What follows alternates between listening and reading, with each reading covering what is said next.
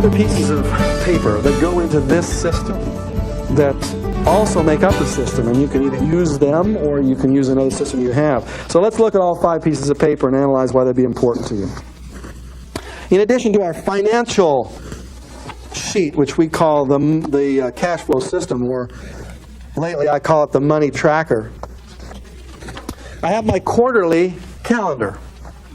So to pull your quarterly calendar out of there, fold it in half like we did before, and fold it in thirds like you did with the cash flow system, so that in a minute you've got yourself organized with your time.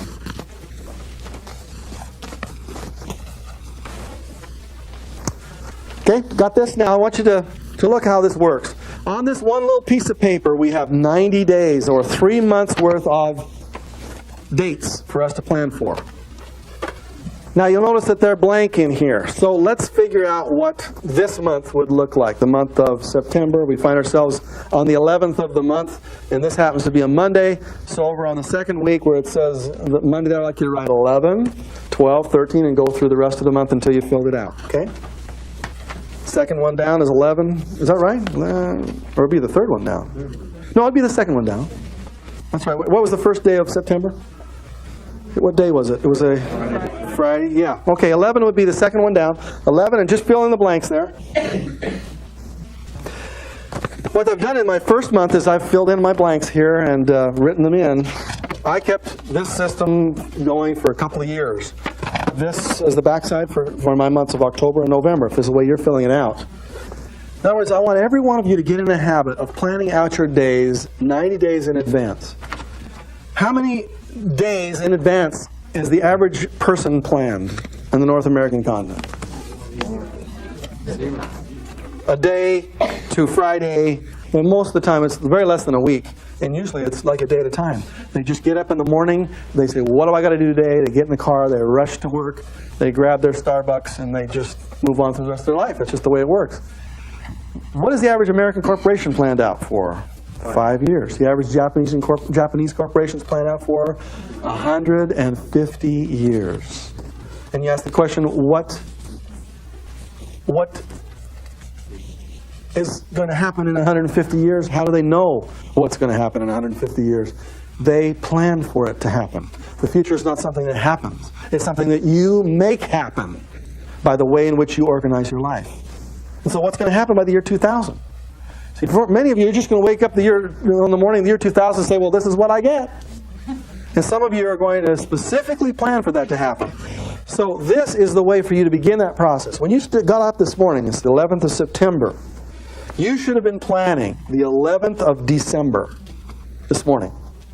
You got up this morning, you had 15 minutes for what I call hour of power. It doesn't have to be an hour of power. It's just going to be, your power hour could be just 15 minutes. But if you'll do that 15 minutes every day and you plan out the 11th of December, your future will be cheaper than if you'll do it, wake up the morning of 11th of December. Why? Why would it be cheaper? It would be cheaper. It would be less expensive. Why? If I plan 11th of December today, instead of waiting until then, why will it be cheaper? 3 months of inflation. Well, 3 months worth of inflation, that's an interesting thought. I hadn't thought about that, yes. Book your flight now. I get to book my flight reservations now, and I get the cheapest possible way for my life to happen. What else could happen as I'm planning for the next 90 days to make that day cheaper? Over here, ma'am? My Christmas shopping could start today. You bet. I've been walking through looking for bargain basement kinds of things. Oh, that'd be good for a Christmas present for her. You throw it in the bag and you let it sit there for 3 months. Yes? Boxes, courses, anything that you do. Anything can be cheaper if you buy it in advance. Yes, over here. Larry. You won't have to fix the things that broke on the 10th because you didn't plan for them. There you go. Yeah, that's right. I can get maintenance done. I can get my cars serviced the way they're supposed to be serviced waiting until they break down. Because if they break down, it costs me 2, 3, 4 times as much money in advance. The further out you plan, the richer you are. You should say that aloud with me right now. The further out you plan, the richer you are. Now, it was J. Paul Getty who had a famous statement. He says, they asked him, what was the secret to your wealth? And he said, I buy my straw hats in the fall. I don't wait till the springtime when everybody wants straw hats and the sun is beating down. I wait till it's dark and cold and nobody wants those straw hats. And then I buy them all.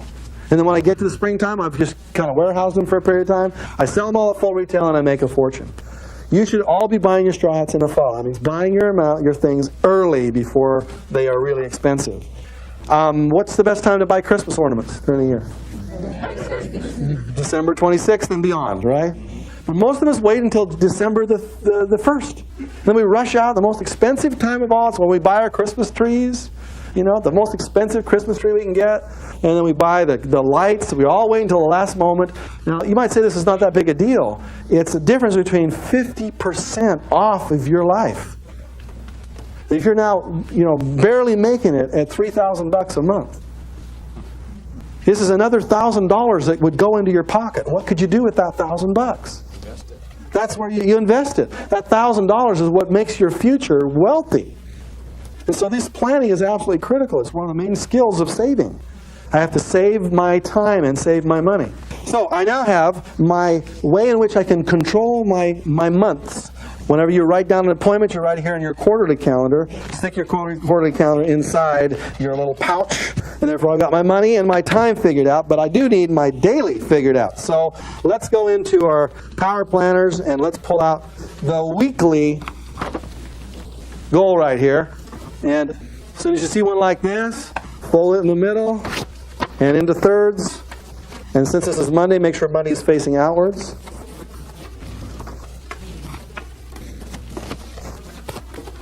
Okay. Now, stick Monday into the flaps that are the top and the bottom. They're on the outside. You'll stick the bottom into the tiny little flap on the bottom. You'll stick the top into the tiny little flap on the top. And therefore, it faces outward and is ready to be written on. You see that?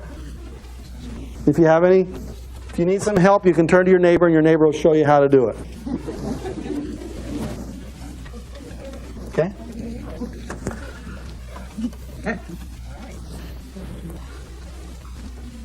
Okay, as soon as you got it all out there, look up this way.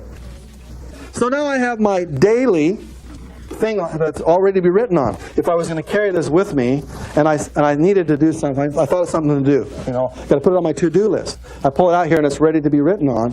I would just write it right there. Well, where would I write it? There's a line, and above the line there's a little 20 in that little triangle. See that? And then below the line there's an 80. What does that mean? Okay, everything that's important you want to write above that line. Everything that's not important, you're going to put it below that line. So let me teach you the secret to all success when it comes to time management. This is it. You must learn how to procrastinate.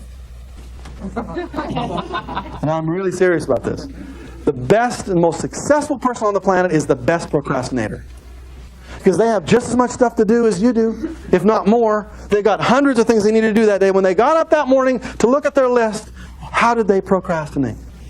Well, there's an old rule that says 20% of the things you do give you 80% of your results. You ever heard that? And 80% of the things you do give you 20% of your results. In other words, there are few critical things that you do will give you huge returns on your money. And a few lots of things you do will give you almost nothing on your money. Let's pretend that you're investing your money into a couple of stocks. Let's put it this way. Let me analyze it here for you. Suppose I could put my money into two different stocks. It would be stock A and stock B. And you have $100 to put into your stocks that month. That $100 you save by getting your airline ticket right. Let's see, I could put some money in A and B. I decide I'm going to put $20 in A. Now I put $80 in B. Does everybody understand that now? So I got $20 worth of company A and $80 worth of company B. Now I watch this for a whole year. And then at the end of the year, I look at my returns and I found out that $20 grew into $80 in profit. And that this $80, although it did make a profit, only grew into $20 in profit. Are we following this so far? This one grew into $80, and that, lots of money, only grew into 20. Now I get to decide next year, based upon similar assumptions, where to put my money. Where shall I probably put my money? Yeah, why? Because for every dollar I put into A, how many dollars came back? $4. I put $1 into A, I get $4 back. That's a pretty good deal. Now for every dollar I put into B, how much money did I get back? Yeah, and this is, you thought you were out of math, didn't you? 2 trains traveling in the same direction towards Los Angeles. Okay, 25 cents. All right? So I put $1 in a B and I get 25 cents back. I put $1 in a A and I get $4 back. How many times more powerful is A than B? If I divide 25 into 4, or 20, it's 16 times. In other words, I make 400% of my money over here, and I make 25% of my money here. 16 times more powerful. Okay, that means if I were to put my money into A, I'd be 16 times, that's 1,600% better than if I put it into B. Now that's what happens when you do with your time. If you invest your time into what we call a 20% activity, one of those high payoff activities, if you invest it in a high payoff activity, you're 16 times further down the road than if you waste it on something that's just on your to-do list, just on one of those low payoff activities. 16 times.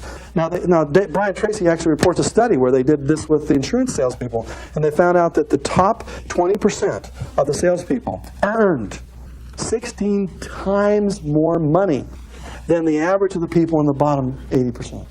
16 times more money. If the guy at the bottom was making $5,000 a year, the guy at the top was making $80,000 a year. Okay? And so they said, well, I wonder how far this carries out. And so they took the top 20% and they took the top 20% of the top 20%. And they found out that the top 20 of the top 20, which is the top 4%, was making 32 times as much money as the people below them. Like, not percent. Like, they took their salaries and multiplied it by 32. And they took the top 1%, which is the top 20% of the top 20% of the top 20%, which is about 1%. The top 1% of the earners was making 52 times as much money as the bottom 99%. Now, what is it that those top 1% earners were really doing? I can guarantee you when they got up in the morning, they were not fooling around. They got up in the morning, they said, what can I do that is the most productive thing I can do this day? And I'm going to focus my energy, my investment of time, I'm going to focus it in on the things that give me the highest return, and I am going to procrastinate everything else. You see, everybody procrastinates. Everybody. It's just, what do you procrastinate? Some people get up in the morning and they decide, I'm going to do this, and I'm going to procrastinate that. Other people get up in the morning and they say, oh, I'll do that. And as soon as I've got these things taken care of and crossed off my list, then I'll do this. And you want to know why they are 32, 16, 50 times less productive? If only just in terms of money, but in terms of the way their life works. They're magnitudes like 15 times better, or more powerful, or more organized, or more clear. They get more stuff done that really counts. Now, let me tell you why some of you get stuck procrastinating the wrong way. Because there is a right way to procrastinate, and there is a wrong way. Most of us prepare our to-do list. How many of you got the to-do list you work on every day? I'm just going to raise your hands on it. You got your to-do list. Okay, how do you write it up? Okay, start in the morning, and you ask yourself the question, what do I got to do today? The wrong question, but hey, you write it down. Okay, and you ask your brain the question, what do I got to do today? And your brain has been trained over many, many years of being trained like a rat in a maze to give you the things to write on your to-do list. You see, if you want to train somebody, you reward them. So how do you reward yourself for asking yourself that question every day? What do I got to do today? The more things you can write on that to-do list, the more you're rewarding yourself. Right? So I want to have lots of things on my to-do list, because if I cross those things off, what happens? I have an endorphic response. My brain cells go, yahoo! And you just cross it off, and it's almost orgasmic. In fact, some of you, at the end of your day, if you've done something and forgot to write it down, you'll go back at the end of the day and write it on your list so you can cross it off. Isn't that right? You will, won't you? So at the end of the day, the way your day counts is if you've got lots of stuff crossed off. Okay? I'm going to try to tell you here that it's irrelevant how much stuff you cross off. That is, throw it out the window. That's the way poor people think. The way wealthy people and the way most successful people on the planet think is that what are the 2 or 3 tasks that I can start today that may not get done for weeks? They might have to remain on that list, that I can focus my energies on until they finally get done, and that really pushes me forward. But ineffective people have been trained, like they train a rat, to want to cross stuff off. What you're really crossing off are the fun, fast, frivolous things that in the context of life are totally irrelevant. Most of us don't have on our to-do list, love my family, you know. That isn't on your list. That's the most important thing that counts. It's not on your list, is it? We're almost always writing things on our list that really don't count. And therefore, when you do your to-do list, you have to ask that question in a very serious way. What do I got to get done today? What is critical? What is going to push my life forward today? It's going to make my life really count today. And only reserve that space at the top of your page here for the 20% of those activities. Therefore, when you have your brain pop into with a question like, you got to get the milk. Where am I going to put that on my list? I'm going to put it down here in the bottom. It doesn't mean I shouldn't do it, and it doesn't mean it's not important. It means in the context of the long-term picture, it's not that critical. And therefore, I'm going to put it in what I say the bottom 80%. The top 20 are reserved for the things that are probably going to stay on that list for a while, that I'm probably not going to cross off, but I have to work on every day. Now, when do I do these things that really, in the context of life, have to get done, but really don't mean that much to the long-term picture of it? I mean, I still have to do certain things every day. And my life is made up of shaving, for instance. I got to shave. You know, I got to do that. And I've got to take my breakfast, you know.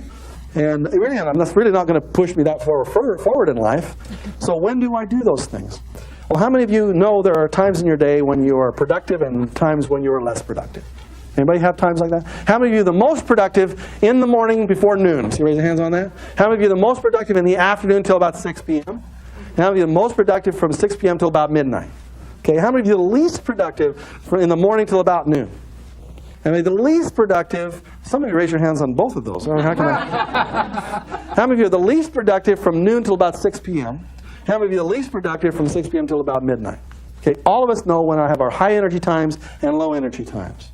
Therefore, I'm going to ask you to only do, during your high energy times, those 20% activities that require your full attention, your full energy. This is not the time when you open the mail. I can open the mail when I'm brain dead. I can open the mail during the time of the day when I've just got nothing left. I can do that. That's easy to do. Oh yeah, I can do that. I don't want to do that when I peak energy times. When, for instance, if you're writing a book, you know, during 4 o'clock in the morning and 7 o'clock in the morning when there's nobody up, that's when you want to be focusing. If that's the way your life is works, that's the way it works for me. That's not the time when I go make a milkshake. That's not the time when I want to watch the news. That's not the time when I want to open the mail. That's the time when I want to sit at my computer, when I want no interruptions whatsoever, want to focus my 100% attention on seeing how many words can I get on that page a day. Because every page I write on a page of paper is worth $20 to me. That's how much I make for every dollar I write. Every and, the, it, whatever is $20. And so during that time when I'm writing my words, do I want to have somebody divert me from my $20? Are you worth $20 a minute or $20 a word to me? You know, no, good. Then don't bother me. I'm writing words here. I'll talk about how to do that when I call infopreneuring. Because if you're an infopreneur, you make money by informational words, right? So you have to plan your day, not to say there are some things that are worthless. They're not. You know, we all have to get the laundry done. We all have to get the tickets to the play. We all have to go pick up the kids from school. Those things are critical and very vital.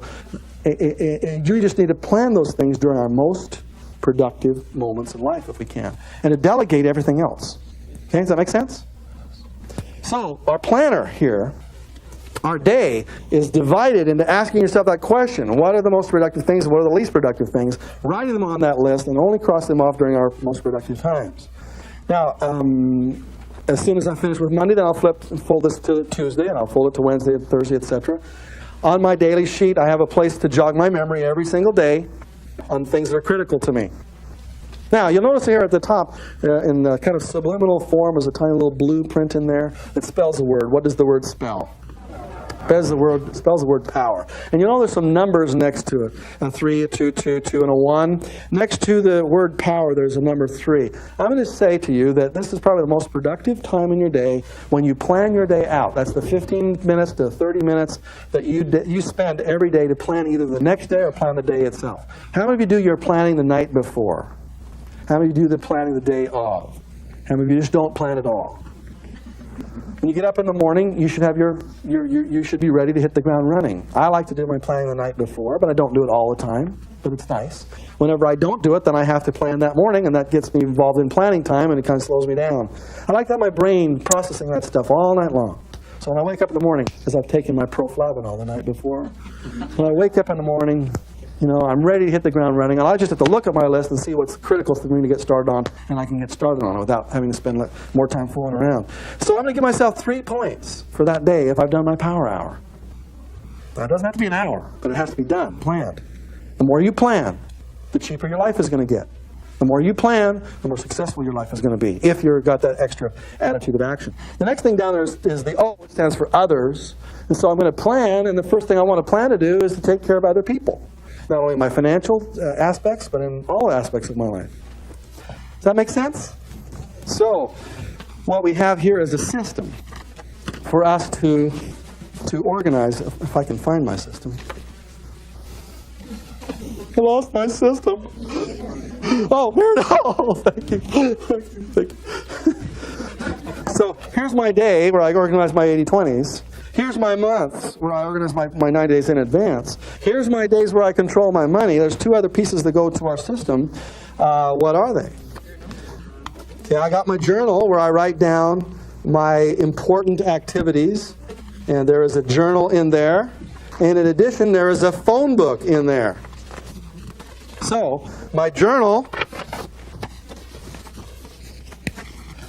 this is where I keep my meetings, and my notes for my meetings. It's amazing how much information you can put on one little piece of paper. You carry that with you. If you're running a quote that you really like, or you're doing a business meeting and need to take a record of it, take your journal, stick it inside your planner, and now I've got 4 pieces of paper in there. Final piece of paper would be my phone book. So dig out your phone book. Fold it up. There are over 300 places in here, alphabetized, for you to write the numbers and the names of the people closest to you. I still use this to this very day. All of my database is located on this little piece of paper. I can photocopy this, boom, boom, on one piece of paper. I can keep a record of it. And if I add new names on here, it's really easy to add them. This is my phone book. This is all you really need. You don't need to carry out one of those long, big address books all the time. It's just one little simple piece of paper. Stick that inside one of the pouches. You're not going to pull that one out very often, so there are 2 things I like to keep on the outside. I like to keep my daily activities on the outside, my to-dos. I also like to keep my money on the outside in one of those little pouches that on the other side is got the pouch at the bottom, the little slip cover at the bottom and at the top. So, look up here as you're doing it. On the outside of my pouch, I have money and time. On the inside, I have my addresses and names. I've got my journal, and I've got my long-term planning for my 90 days in advance. There, I am controlled and in organization from that very moment. I can do it all in one little thing. I can stick it in my pocket or purse, and I'm in control. Okay? Now, some of you have other kinds of systems that you use, and they're a little bulkier, that's true. I'm going to ask at the very least, everyone here in this room, at the very, very least, every one of you should be taking your money, your cash flow tracker here, your organizer. You should carry that with you everywhere you go for at least the next 30 days and fill it out every single time you spend money. The other organizer here, if this can be useful to you, you can shift to this one, or you can give that to somebody as a gift. It's a very powerful gift to give somebody for Christmas or something like that. There you've got yourself organized in one simple place. Everything you need. Time, money, people, it's all there. Okay? We didn't finish completely with our scoring system, though, did we? Our daily scoring system. Let's just finish that up. We talked about the power hour. We give us 3 points. We talked about others. That gives us 2 points. The next one down the line is work FTF. That gives us 2 points. What does FTF stand for? FTF stands for feared thing first. Okay? Not first things first. Feared thing first. I'll tell you why. Most of the time, the first things are always the feared things. And one of the reasons we don't like to do our first things first is because we don't like to fail. Because most of us are perfectionists. How many of you are perfectionists in this room? I see you raise your hands on that. You're perfectionists. You're going to wait until it's right? So you'd rather have 100% failure because you never do it, than to have 50% failure because you just get started. The reason that we don't do our most important tasks is because we don't want to fail at the most important things in our life. And yet the only thing you can really do is to stumble into it and get started immediately. You got to do it.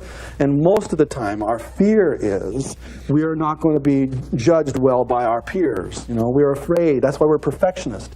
That's why we want to do it perfect, because we're afraid of what they think. Now I'm going to ask you to take the feared thing first. The thing that scares you the most as you go down your to-do list. And I'm going to ask you to put it at the very top of your list and do it first. Now there's several reasons for that. First reason is because it'll probably be one of the most important tasks. Number two, it'll do wonders for your self-esteem. Let me teach you the secret to all self-esteem right now. If you run from what you fear, your self-esteem automatically goes down. If you face what you fear, your self-esteem automatically goes up. This is a true statement. You try it with your kids. If your kids run from what they're afraid of, you are literally training them to have low self-esteem.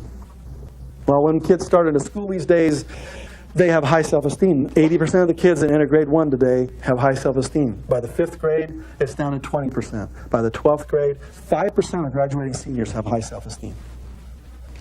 And the reason they do is a lot of reasons. It's not because the school system is bad. It's because life is a pretty tough place to learn in.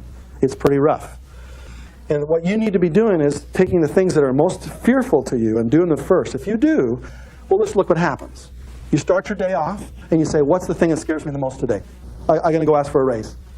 I've been waiting to do for this for months. I deserve it. I'm ready for it. I'm going to go get a raise. You march right in there at 8:30 in the morning. You say, boss, I got to have a raise. He fires you and throws you out the door. At least you have all the rest of the day to look for a new job. But what happens if they say, well, we've just been waiting for you to ask? So how much do you want? Okay, here's 7%, and you walk out of there, and it's 8:30 in the morning. What happens to the rest of your day? You know, you're feeling awesome. You're saying, oh, this is great. You know, it makes the rest of your day worth it. Now, if you take something you're afraid of doing and tackle it first, the rest of the day, by comparison, looks easy. However, if you take the easy things and put them first and wait till the end of the day to do the things you're afraid of, by comparison, the rest of your day looks very difficult. Because in the back of your mind, you're saying to yourself, I still got to go ask the boss for a raise. I'll wait till 4:30. So you're going through your to-do list. You're crossing things off all right and left. You're trying to be real happy about this. When you get to the end of the day, in the back of your mind, there's been this nagging voice saying, oh, you're going to ask him for a raise. It ruins the whole day. Does that make sense? Therefore, do your fear thing first. I'm going to challenge you to do that first for the next 30 days. I'll make you a promise. You do your fear thing first. At the end of 30 days, you're going to feel like you can do anything. I'll tell you why. When you walk in the room, you're asking yourself the question, give me your best shot. What's my feared thing first in here? What's the thing that bothers me the most? Come on, give me your best shot. I can handle it. Right? Because if you train your mind to think that way, you're not afraid of anything. However, if you train your mind to think, oh no, I don't want to do that. You know, if you're always backing away from things, and when you walk in a room, you're looking for things. Oh, I don't want to do that. You're automatically not prepared for life. Okay? So the feared thing first is, what do I got to do first today? What's my toughest thing to do? And you give yourself 2 points as soon as you've done that. You reward yourself like a rat. Okay? That's the way they train. That's the way you need to train yourself. You need to reward yourself every time you do something good. Isn't that the way they train Shamu over here in SeaWorld? How do they train Shamu to jump out of the water like that? They put the bar underneath the water, or on the floor, and whenever he swims over the bar, they give him a fish. They raise the bar up. If he swims under the bar, they don't give him any fish. He swims over the bar, they give him fish. They raise it up to the level of the water. If he just swims around there, he starves to death. He just rolls over the top of the bar, they give him all the fish he wants. Pretty soon he gets to associate fish with this bar. They raise it a foot above the water. He stays down there, no fish, just jumps over. Lots of fish. I think I'm smart enough to figure this out. I jump over this thing, you give me all the fish I want. Is that right? Good. Raise the bar. I don't care. That's how they get him to jump 20 feet out of the water like that. They train him. You got to train yourself. When you do something that's hard to do, you give yourself some points. You send a letter to somebody you love, you give yourself some points. When you do your power hour, you give yourself some points. And you automatically train yourself to be an awesome human being. Okay? So here's our system. It's all planned together for you. How many of you think that if you did that system for 30 days that your life would be much more in control? Let's see, raising hands on that. Your job and your challenge is to do that. And start with simple things. Like when we go to lunch here in another few minutes, you're going to take that planner with you. You can go through what we call the Millionaire Minute. So let's just cover that really quickly. Fill in some blanks before we're done. Since time is money, that's secret number 3.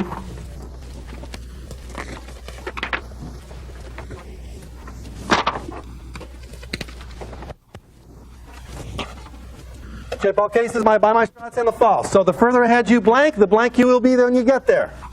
The further ahead you plan, the richer you will be when you get there. Money mentalities, plan your blanks and procrastinate your blanks. Plan your 20s and procrastinate your 80s, or if you want to say it another way, plan your needs and procrastinate your wants. So let's just cover this thing about wants here for a minute. Most of you don't, well, let's put it this way. You want things because you can't afford them right now. You say, well, if I had the money, then I would go out and buy them. Your wants are unlimited. Did you get that? As soon as your level of income increases to the point where you become aware that you can buy it, your wants are unlimited. There is no way for you to outpace your wants. As soon as you make $100,000 a month, you're going to want a Learjet. As soon as you make $1 million a month, you're going to want to, you're going to want to own, a bigger jet. Yeah. 'Cause in other words, right now your income dictates your wants. As soon as your income goes up, your wants go up exponentially. What I'm trying to teach you to think of is that if you want to be secure, it's about all you really can hope for.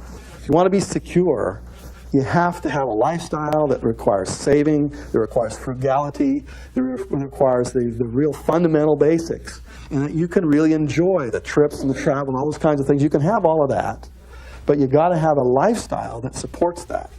And let's just take all the things that most people have.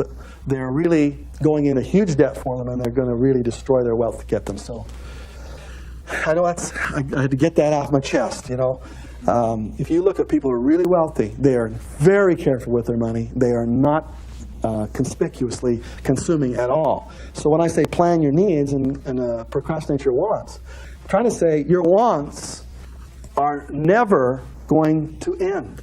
All right, 7 minutes to Millionaire Minute. Shop for value. It doesn't have to be a bargain. Some bargains are worthless. You shop for value. Buy wholesale.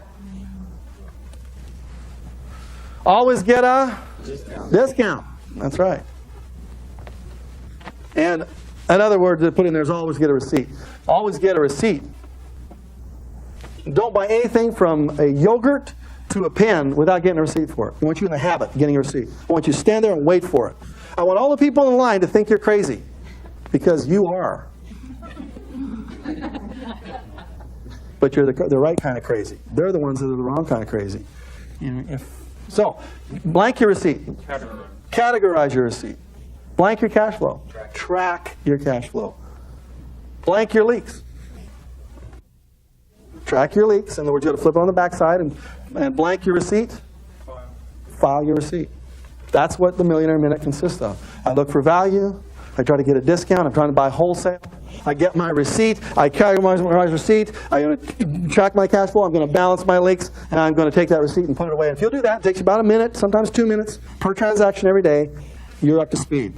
You need a system for tracking your time and money, and that's what I've given you. I've given you a money tracker, a daily organizer, a 90-day planner, a phone book, and a journal. It's all found in that one little power planner that I had up here just a minute ago. Here it is right here. There it is right there.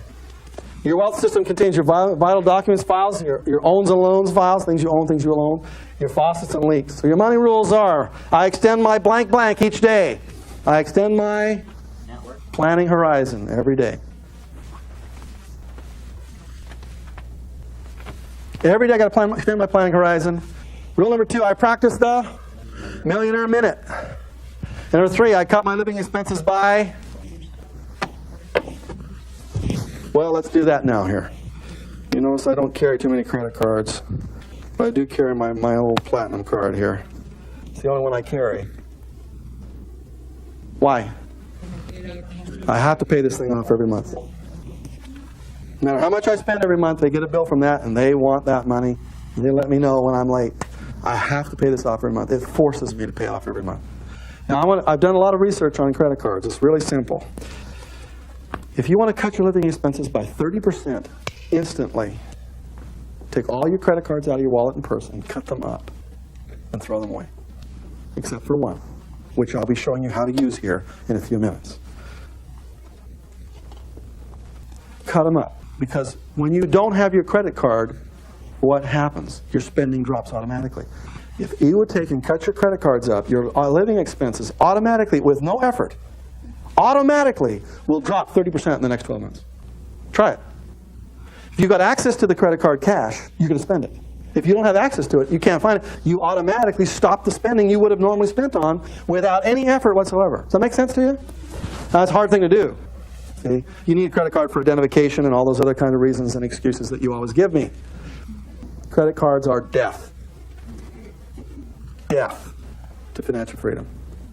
Take your credit cards and save one of them for emergencies and for any of other Robert Allen seminars that I'm going to ask you to buy on Tuesday afternoon. But other than that, you take that credit card and you cut it up. Does that make sense? Okay? I know that's a tough one, but that'll automatically, you try me, automatically and instantly will cut your living expenses by 20-30%. It'll take you about 3 seconds to do that. So the last one here, finally, is I cut my living expenses by plastic surgery.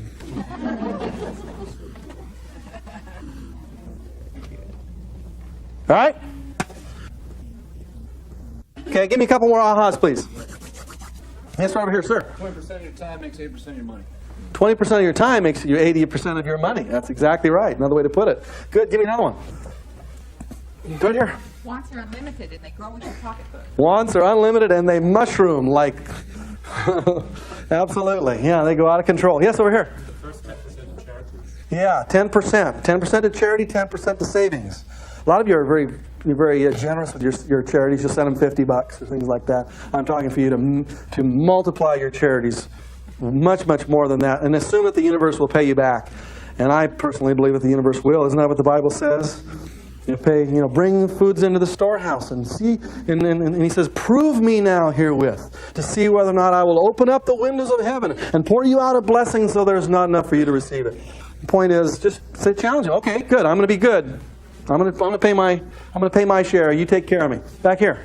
Fail to plan, you plan to fail. That's right. Absolutely. You fail to plan, you plan to fail. Go over here, ma'am. You have 2 ahas. No, nature abhors the vacuum. Nature abhors a vacuum, which means? They'll fill it up. Yeah, okay, good. Give me another one. Another aha. There. I really like the Rockefeller rules. How you can instill with your kids, like right away. Rockefeller rules, absolutely. Anything else? Yes, man here? Do feared things first. Do those feared things first. All right, there are lots of things we're learning here. We're building a mindset, and hopefully by the end of today, what we're going to do is just shift your awareness about a lot of things you're already doing, but without a context to it. You're doing kind of a little thing here, a little bit over there, a little bit over there, but if they're all put together in a system, it really makes a massive difference. How many of you ever driven off a car lot in a brand new car, or even a used car, a new car to you, and you drove off that lot and you start to see that same car everywhere you look, same color, everything? How many of you ever had that happen to you? That's what we call awareness. I'm going to raise your awareness about lots of things, about the monies that you waste are really valuable. We're going to talk about credit cards, all these things that will raise your awareness so that when you see the world of money, you'll see it in a different way. In fact, when we go into investments, you're going to start to notice those little ticker tape things across the bottom of CNN, and you're going to watch your stocks from now on. There's a lot of things going on in your money life that haven't been aware enough for you yet. Now, in our morning segment, we talked about these things, and so let's fill in the blanks, because I have some perfectionists out there of just having cows because they haven't been able to fill the blanks in yet on their forms. So let's fill in the blanks, shall we? As Nancy Walker said, who is now dead, she said, money might not mean much to you, pal, but to me it ranks right up there with oxygen. At this point, she doesn't need oxygen either. But money is important. Each dollar bill is a blank with enormous money, with enormous potential. Each dollar bill is a money seed. with enormous potential. A few money seeds planted blank can grow into a huge money tree. Consistently. A few money seeds planted consistently. And that's the secret. You got to do it every single month. Never miss a month. Can grow into a huge money tree. You can go rich on the money that you are now wasting. You don't have to make any more. You just have to waste a few less. A penny saved is blank blank earned. Well, a penny saved, if you just save the penny, well, then a penny saved is a penny earned. But a penny invested is 10,000 pennies earned. Because if I invest that money, it grows into an awful lot. The cost of blank is extremely high. Start now. Cost of procrastination is extremely high. Start now. You can't make blank decisions today and expect to be blank tomorrow. You can't make poor decisions today and expect to be rich tomorrow. Every day gives you a chance to test your money rules. For instance, suppose, how many of you ever gotten a parking ticket before? I'm see you raise hands on that. You get the parking ticket, and what do you do with it? You're just so ticked off about it, you just could scream. You stick it in a little slot in the side of your car. You know, you're just going to show them, aren't you?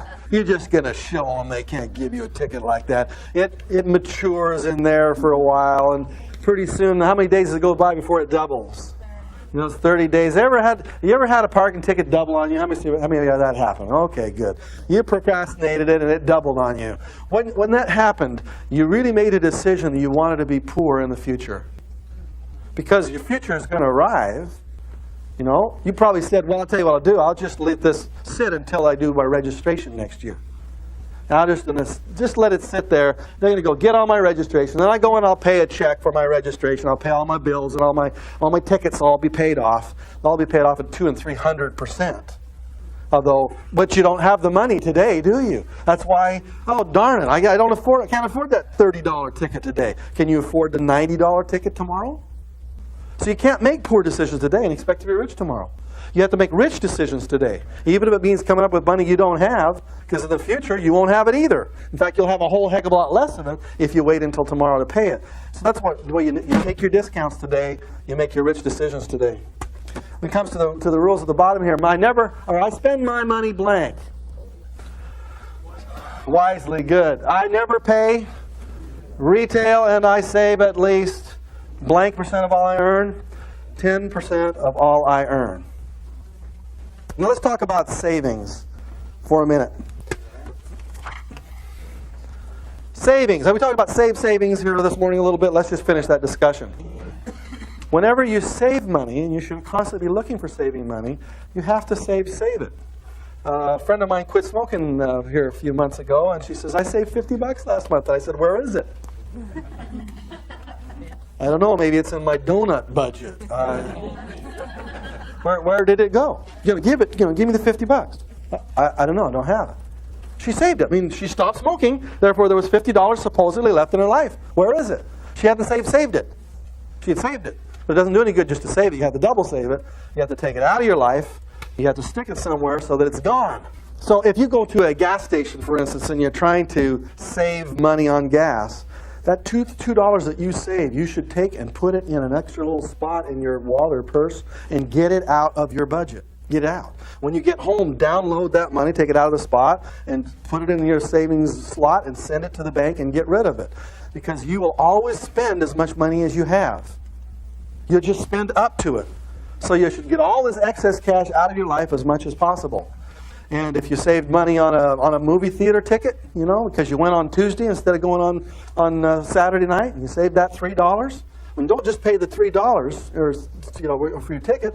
Take that extra money you would have saved, stick it in another pocket somewhere, and you get home, get it in a jar that you let build up in there, because you won't notice the difference. I mean, your budget will still be the same. Your life will probably still go on the same without you even noticing it. It's you'll have this extra $200 or $300 or $400 a month that starts to kind of build up over time, and pretty soon it gives you that chance to put money in, you know, stocks and bonds and mutual funds and things of that nature. All right, so that's what I call saving, and it's really critical. And so we've talked about 4 skills up to this point. Well, actually, we've talked about 3 skills. Now we're going to go into the 4th, 5th, 6th, and 7th skills. First skill we talked about was valuing it. How many of you are valuing those dollar bills more today than you did yesterday? Let me see, raise your hands on that. How many of you actually filled out your little money tracker there when you got your, okay, good. And most of you wrote down that this was a business expense. Hopefully it was a business lunch. You got to write that off. How many of you let somebody else pick up the lunch for you today? Ah, now those are the smart ones.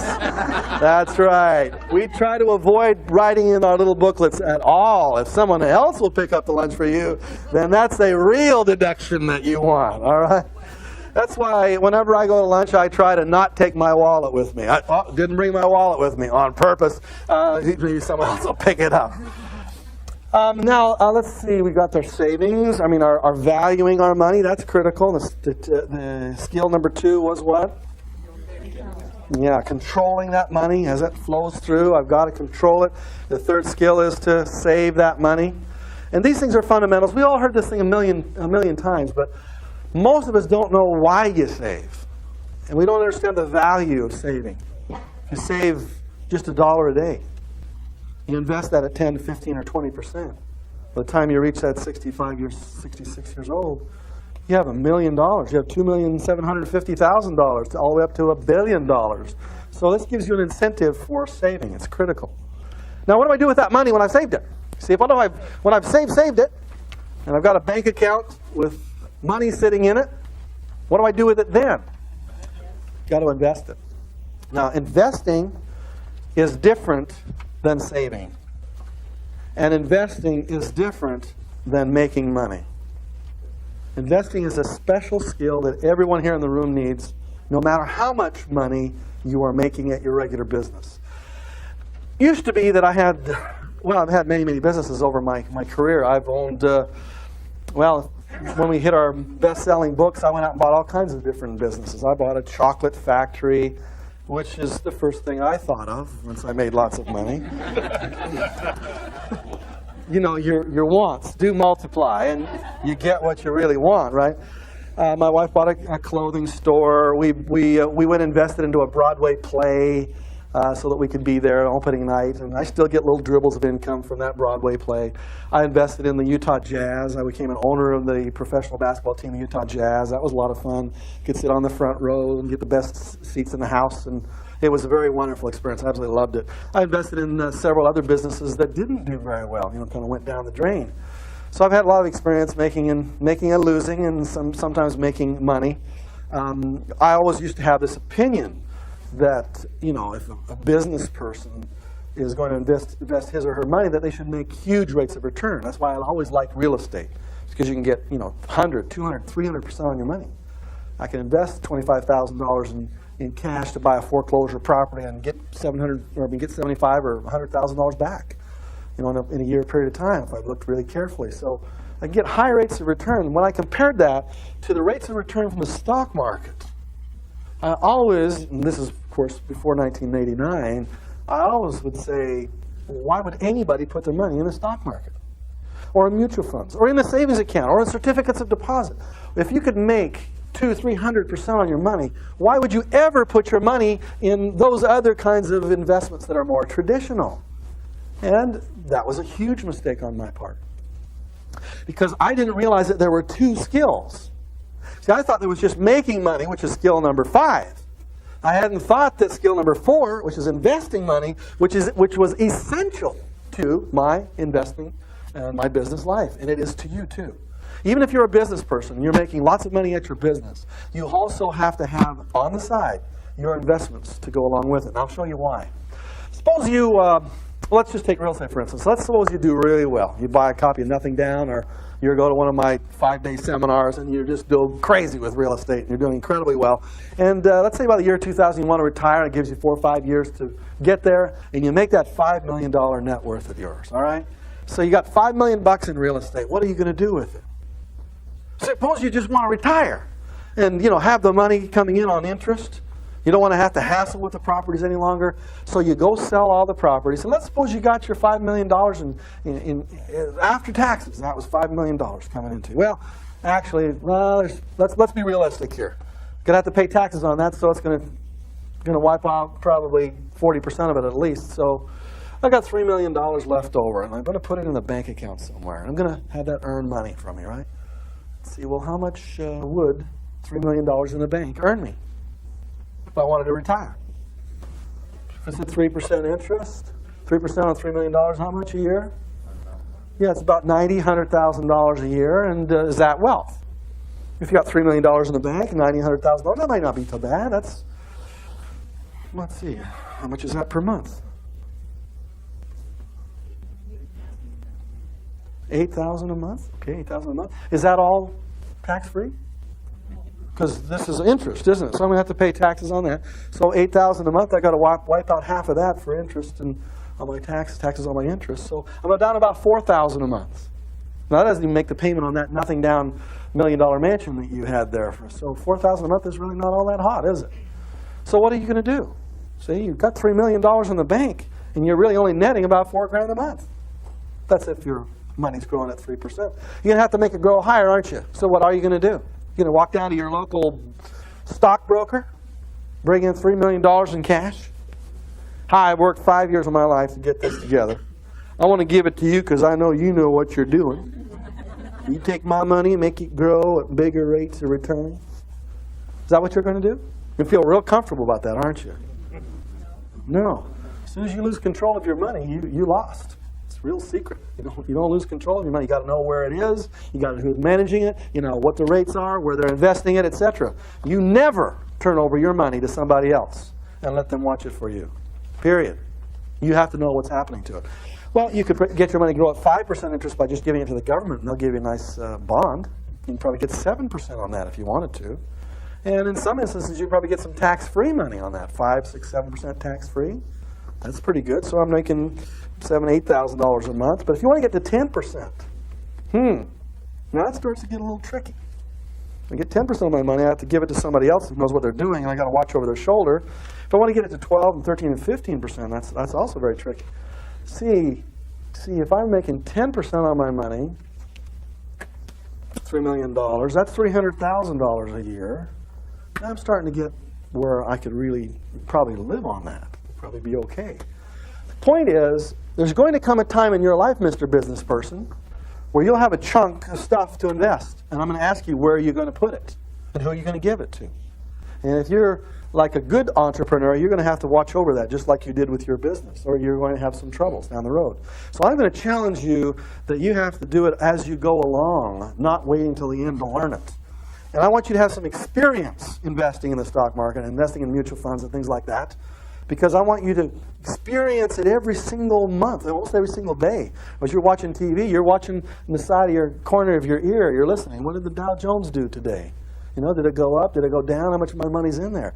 You may only have $500 in there. But I want you to know, by experience, the feeling of what it's like when you got your own money lying on the line here, because that teaches you how to take care of it. If you wait till the end to invest your money, you will not have that savviness that comes from watching, even subliminally, where your money is growing. You got that? Now, let's suppose on the other side of the coin that by the year 2000, you lost everything. You put everything you got into this business of yours. You put everything into it, and darn it, you just didn't make it. So by the year 2000, you're out. You're done. You're going to start from scratch. You may be even deep in the hole.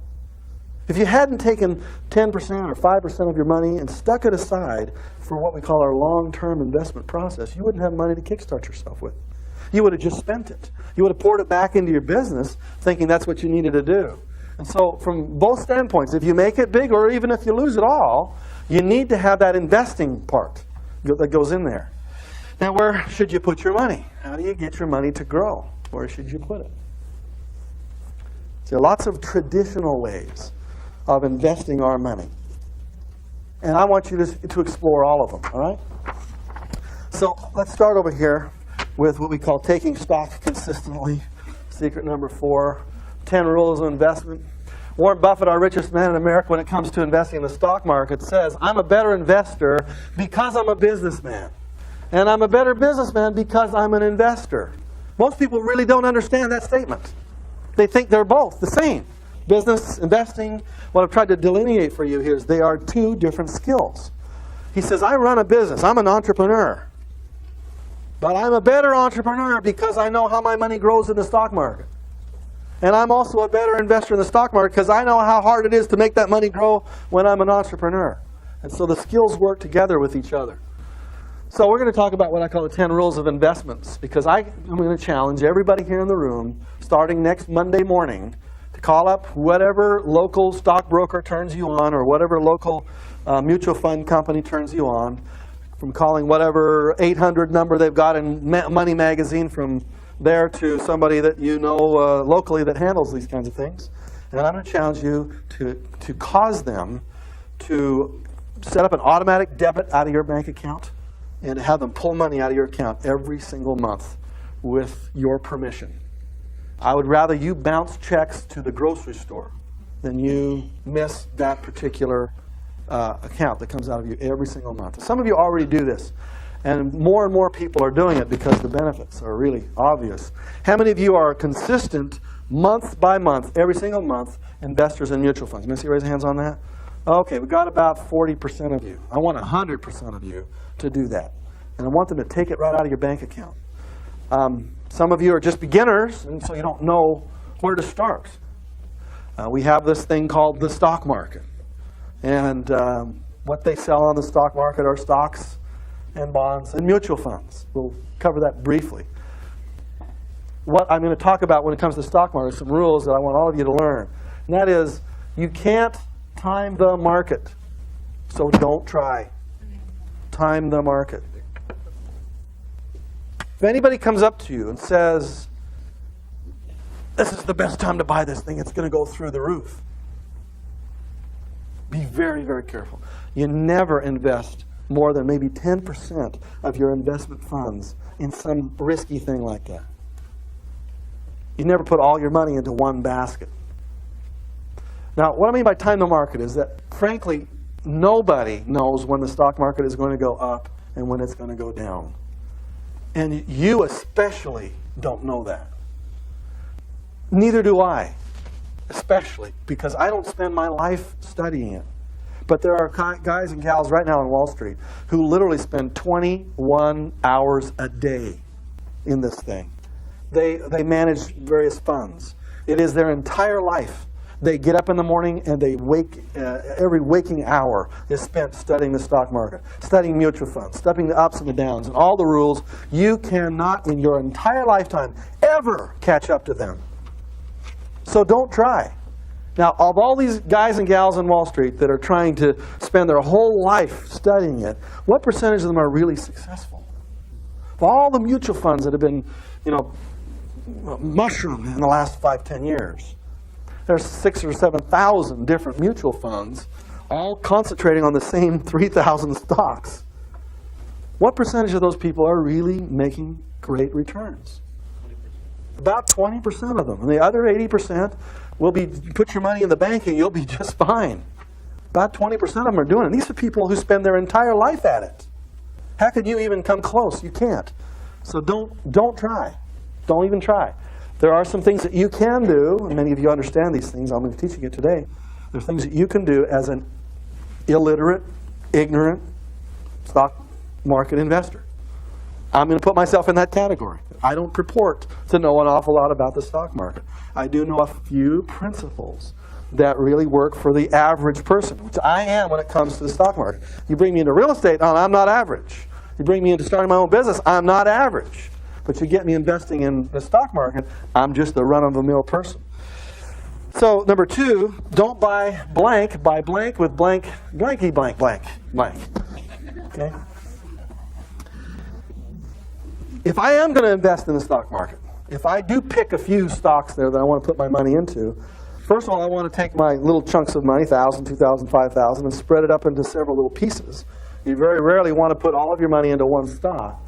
But the key is you're not investing in stocks. I think you should just throw that kind of concept out the window. And the way Buffett talks about it, he says, I don't buy stocks. I don't buy pieces of paper. I buy, this is don't buy stocks, is the blank here. Don't buy stocks. Buy great, and this is actually a quote from Buffett, buy great blank. Buy great companies. I'm going to buy a company, not a stock, with solid market dominances. And stick with them as long as they are great. Dominances. Don't buy stock. Buy great companies with solid market dominances and stick with them until they're great. Let's look at some of the stocks that Warren Buffett himself has bought over the last 15 years or so. Anybody know some of the stocks he's got in his portfolio? Gillette. All right, Gillette. Does Gillette have a solid market dominance? Yeah, in terms of male products? Yes, definitely. Give me another solid company. Coca-Cola. Does Coca-Cola have a solid market dominance all over the world? Yeah, and it's something that people, anybody can understand that. Give me another one that he might have purchased. Pardon me? I'm not sure. Is this one of Buffett's? Well, there's one of those, Kleenex, some basic things. Microsoft would be something where probably over a long period of time would have a solid market dominance. Yep. Yeah. Disney would probably have a solid market dominance over a long period of time. He's also bought See's Candies, and I've become to appreciate that particular investment more and more.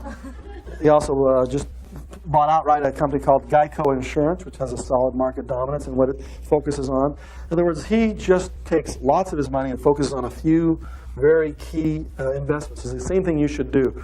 If you've ever had interest in the stock market, you should read a couple of books about Warren Buffett, because he does it in the whole aspect of wealth. He does it all right.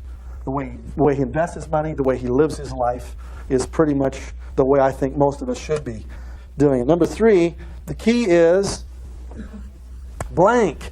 Like automatic monthly investments, the technical term for this is blank, blank, blank. The key is consistency. Consistency. Every month, without fail, never miss a month, consistently make your automatic monthly investments. The technical term for this is dollar cost averaging. Now, how many of you have never heard those 3 words before or never understood them? Dollar cost averaging. Let me see everybody's hands on that. Dollar cost averaging. Let me show you a chart that really was stunning to me the first time I saw it. And it really taught me what this really means when I say dollar cost averaging, the difference. I'm going to show you 2 stocks. I'm going to show you one. Actually, we're going to take 2 funds, which a mutual fund is just a group of stocks that some person has selected out of the stock market and put them together in what they call a fund. Here are two stocks, funds. I'm going to put that over to the side like that in that way. Let me try it this way. Try that. Okay, here's Fund A, and this is Fund B. Fund A, they're going to make a monthly investment every single month, right?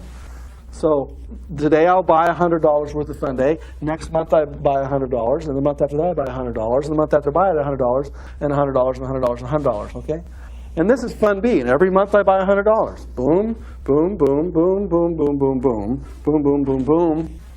Which of those funds would the average person be excited to own? A. Why? It's a consistent winner. Makes nice amounts of money over quite a long period of time. They're really happy with that. And yet, which one makes the most money? Yeah, at $100 a month, here's where they both fit. This Fund A would make you $1,435 in your first year. This would make you $2,230 in your first year. Now, why is that? Because if you buy every single month, even if you buy and it's going down, this is where it takes little nerves of steel, because the beginners hate to put their money in something that's going down in value. But what you're doing is you're buying those stock funds cheaper. You're getting discounts on them, basically, is what you're getting. Woo, good, it's going down. I'm getting discounts. Woohoo, yeah, woohoo. Oh, now this is kind of scary, because, I don't know, maybe it'll go down to 0. Then you'll end up with a lot of really worthless stock, won't you? Yeah, but over a long period of time, what might happen with that fund? It pops up a little bit, even if it comes up less than what I bought the first amount of shares for, see? What'd you buy your shares for? I bought them for $10 a share. What are they selling for today? $9. Well, that must be a real loser, right? Well, it'd be a loser if I put all my money in here and tried to take it all out there. But I don't put all my money in here. I spread my money out so that every month I consistently buy. And even If it doesn't come back to what I originally bought it at, I'm still way, way, way ahead. Okay, does that make sense? Now, most people don't understand the stock market. They think there's a lot of risk in it. Very risky place to put your money. Let me tell you where it's risky. There is a risky place for the stock market.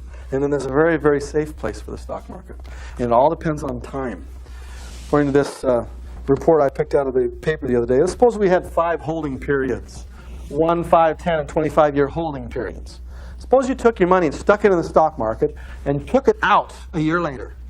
You stuck your money in the stock market, took it out 5 years later, 10 and 25 years. You understand that? Now we're going to compare the probabilities of making money, or I guess actually in this case it's the probability of losing money, with different holding periods. Where does the average person who gets in the stock market, where's their usual holding period in the stock market? It'll be 1 year. If it's gone down, probably be a couple of months. 5 years maybe. They're really not focusing for long term. They're trying to get into a long-term vehicle and make short-term money. And therefore they end up making short-term losses. Here's where the real risks come. Look at this. Probability of loss. If I'm investing in stocks, for instance, that means I'm buying IBM and Caterpillar and whatever stocks happen to be out there. If I do my 1 year, if I put my money in the beginning of the year and take it out at the end of the year, I have a 35% chance of losing my money. But the longer I leave my money in there, I have 15% chance of losing, 5% chance, 0% chance of losing money over a long period of time. Now this, of course, is based upon, the past history. So I can't predict the future. But in terms of the way we had our past, from the Depression, even from the early 1900s, there has never been a 25-year period of time in any year you want to pick, from 1900 to 1925, from 1901 to 1926, from 1902 to 1927. You take any 25-year period of time from the beginning of this decade or this century all the way up to today, and there has never been a 25-year period of time where an investor lost money in the stock market. What's the secret there? See, these dips and ups and downs in the stock market, if I can spread them out long enough, eventually that stock market is going to have a consistent increase. Now, like I said, I'm going to make an assumption here that the future will be the same as the past, but I believe very strongly that it will. I don't know what might happen in the next 5 years. Perhaps the economy could tank. Maybe it'll tank for 15 years. Maybe it'll tank for 20. But I think more than likely, us Americans in our ingenuity will figure out a way for the values that we put our money into today will eventually come back within a 25-year period of time. So you don't invest your money on a short-term basis. You basically you say, take the money out of my bank account every single month, and you literally forget it. You just do something else and let it stay there. Now, if I'm investing in bonds, which is lending money to the government, for instance, and having them pay you 6% or 7%, or lending your money to a corporation like IBM, and then having you pay you 7, 8, 9% or more, the risks of bonds are even less. Putting your money out within 1 year is 19%. Within a 5-year period of time, it's 4% chance you'd lose money. 10-year period of time, 0 chance you'd lose money. 25-year time, 0 chance you're going to lose money. So the real secret is long-term, get it in, forget about it, and that makes the difference between the amateur investor and an investor who really does extremely well in the stock market. So let's look at our rules then again. No matter whether you're a pro at this or you know nothing about this, suppose your kids are selecting it. Make it that simple. The rules are basically the same. You have the consistency. Every month, it's dollar cost averaging. Number 4, don't blank blank unless you have a strategy for blank blank. In other words, don't get in unless you have a strategy for getting out. What's your strategy for getting out? Don't. What's Warren Buffett's favorite holding period, by his own quote? Forever. That he buys them and he just sticks with them forever. That's his favorite holding period. He makes the right decision, buys a company with solid market dominance like Coca-Cola, Gillette, some of these companies like that, and he just never lets them go. Just keeps buying more and more of them because he knows over the long haul, big companies with solid dominances can't lose. So don't get in unless you're planning on getting. If you're planning on getting out, just don't start, because the chances of you losing money in 1 year are real high. Okay, number 5, blank your money over several different investment classes. Yeah, this is called allocate. Allocate your money over several investment classes. You should, all of you, should have 3 kinds of investments. Each of you should have some stocks, most likely in mutual funds. Each of you should have some bonds, a bond where you're lending money to somebody, most likely in mutual funds. And each of you should have cash investments, just where you put your cash to park it for a period of time. Places to park your cash. The older you are, the more you should have in bonds. The younger you are, the more you should have in stock. If you're getting to be in your 50s or your 60s, you should be shifting towards bonds. And that's what this newspaper article that somebody put on my desk here just a second ago, that's basically what it's going to tell you. It's where you allocate your money. Therefore, if you're under 40, you should probably have 50% or more of your money into mutual funds. If you're over 40, you should be shifting that percentage where more and more of it goes into bonds. Well, how do I pick bonds, and how do I know? You know, open up a newspaper and I got lists of thousands of different mutual funds to pick from. How do I pick one? How do I pick one that has stocks and one that has bonds in it and some that are money market funds? Where do I go to pick that out? How do I do it? How did you make your decision? Who told you where to put your money? Yeah, you watch certain funds, okay? Pick the biggest. You picked the biggest, all right? So she picked big. Probably went with Magellan, huh? Fidelity. You went with Fidelity, which is Magellan, all right? Good. So I got some money in Fidelity too. Yeah, where did you put yours? How did you? Determining what type of risk, high risk, medium risk, or low. Higher, medium, or low risks. Yeah, but you go in the newspaper and there's thousands of them. And they'll say, high growth mutual fund, you know, the aggressive growth fund. They'll have all these words. I mean, how in the heck do you know the difference between bonds and where do you go for these answers? Well, how do I get the track record? Okay, we go to Money Magazine. We go to the library. Okay, go to Newsweek. All of them have various different reports. You know, here's one from U.S. News World Report here a couple of years ago. Best mutual funds. You know, you could get any magazine on your newsstand, and they'll rank them in order of importance. There are a couple of things that you probably want to watch for, and one would be how much does it cost to get in, and a lot of them will have a minimum of $2,500. How much do I have to invest every single month? Some will have, you know, minimums of $1,000, you know, every time you buy. Well, obviously, that's going to knock most of us in this room out, and I don't want to put $2,500 every time I buy a mutual fund. I want to have the cheapest one I can get. I also want to have one that has very, very low minimums, so I can buy for $50 or $100. Are there any funds that come to your top of your head that you've heard that advertise that way? You can get in for $50. Anybody? Yes, back here? Capital, okay. Templeton, yeah, Templeton I can get in for that low of money. Any other funds that come to the top of your mind? Investors? So anyway, I'm not trying to point out to you which ones you should or shouldn't buy. What I'm trying to cause you to be aware of is how are you going to make that decision? I think Janice can get in for $50 and invest every month for $50. There's a list that I can get on what I call no-load funds and load funds. Okay, so just make that quick decision. What's his best? Load funds or no-load funds?